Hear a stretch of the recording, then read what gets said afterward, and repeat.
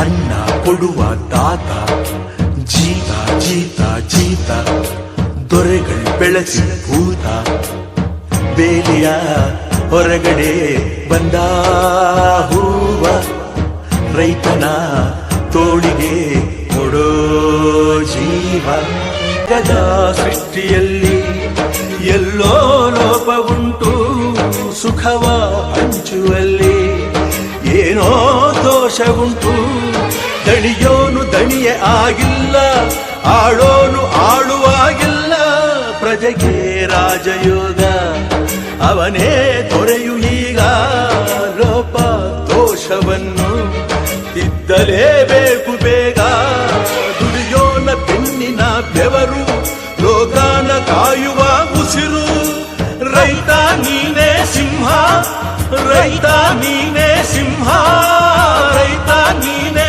ಸಿಂಹ ಎಂದ ಬರಹ ಬದಲಿಸಿ ಬ್ರಹ್ಮ. ಏನಾಗ್ ನೋಡ್ತಾ ಇದ್ಯಾ? ಇದೂನು ನಾನೇ ಇದೂನು ನಾನೇನೆ. ಅರ್ಥ ಆಗ್ಲಿಲ್ವಾ?